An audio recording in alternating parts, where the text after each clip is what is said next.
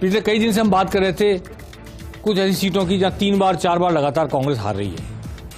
हर रोज 1-2 seat पर चर्चा हो जाती है।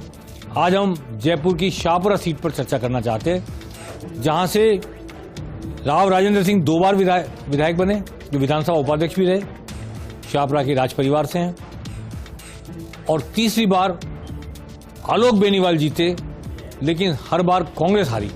आलोक बेनीवाल जब कांग्रेस की टिकट पर खड़े हुए थे तब वो 7,000 वोटों से हार गए थे 2003-2008 में राव राजेंद्र सिंह से।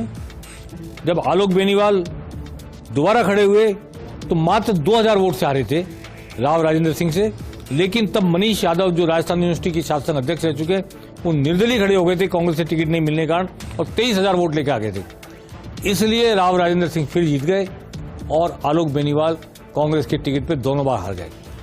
और 2018 के चुनाव में हुआ उल्टा, मनीष यादव कांग्रेस के प्रत्याशी बन गए और आलोक बेनीवाल निर्दलीय खड़े हो गए। राव राजेंद्र सिंह फिर जाके तब बीजेपी की टिकट पर खड़े हो गए। लेकिन इस बार आलोक बेनीवाल, जो 2 बार कांग्रेस की टिकट पर लगातार राव राजेंद्र सिंह से हार रहे थे, वो जीत गए। आलोक बेनीवाल, मनीष यादव, जो कांग्रेस के टिकट पर खड़े हुए थे निर्दलीय जगह, एक चुनाव पहले 23,000 वोट लेके आए थे और आलोक बेनीवाल की हार का कारण बने थे, वो दूसरे नंबर पर रहे और 3,855 वोटों से हारे। लेकिन राव राजेंद्र सिंह, विधानसभा के पूर्व उपाध्यक्ष, चुनाव हारे ही नहीं बल्कि उनको 40,000 वोट मिले, जबकि 62,000 वोट मनीष यादव को मिले, जो कांग्रेस के टिकट पर लड़ रहे थे, हार गए, और 66,000 वोट मिले आलोक बेनीवाल को। तो इससे ये पता लगा कि आलोक बेनीवाल केवल तभी जीत सकते हैं ट्रायंगुलर फाइट हो। जाट समुदाय के इतने वोट हैं वहां पे कि जब जाट वर्सेस अदर्स हो जाता है तो राव राजेंद्र सिंह जीत जाते हैं। जब जाट वर्सेस अदर्स में डिवीजन होता है तो राव राजेंद्र सिंह जीतते थे, पर 2,000 के मामूली अंतर से।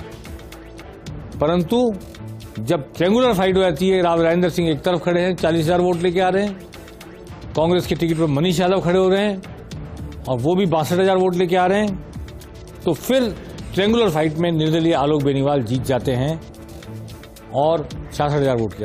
आलोक बेनीवाल कमला बेनीवाल के परिवार से हैं, जो उप मुख्यमंत्री रह चुकी हैं राजस्थान की, गुजरात की राज्यपाल रह चुकी हैं, और बड़ा प्रभावशाली परिवार है। लेकिन जब वो कांग्रेस से लड़े तो हार गए और निर्दलीय लड़े तो जीत गए।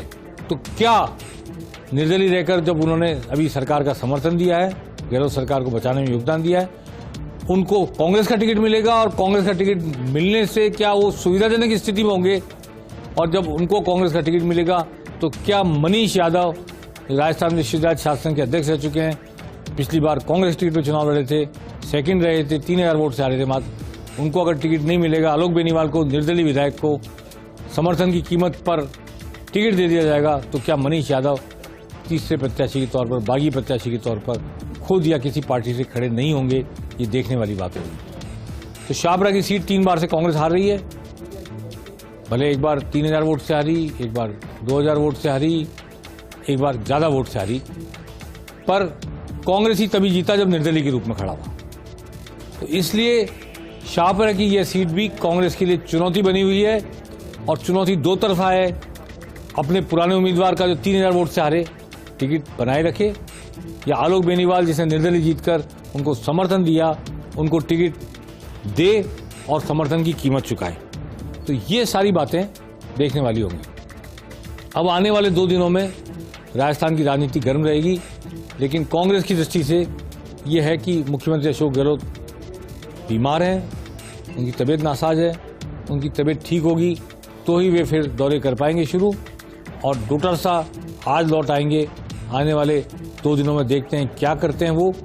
1 तारीख से सालासर में कैंप है कांग्रेस के हारे हुए लोगों का, कांग्रेस के जीते हुए लोगों का पिछले चुनाव में, और हारे हुओं को पूछा जाएगा आपकी कॉन्स्टिट्यूंसी में क्या डेवलपमेंट है, कैसे जीत सकते हैं, क्यों हारे थे, और जीते हुओं से पूछा जाएगा कि आपने जो 4-5 साल सरकार ने परफॉर्मेंस दिखाई है, जो राहत शिविर हैं, उनका क्या रेस्पॉन्स है, क्या और करना चाहिए कांग्रेस को आपकी जीत और आपकी बढ़त को बरकरार रखने के लिए, और जो मामूली जीत से जीते हैं उनसे पूछा जाएगा कि कैसे हम पार्टी को आगे बढ़ाएं। तो अब ये दौर शुरू हो चुका है।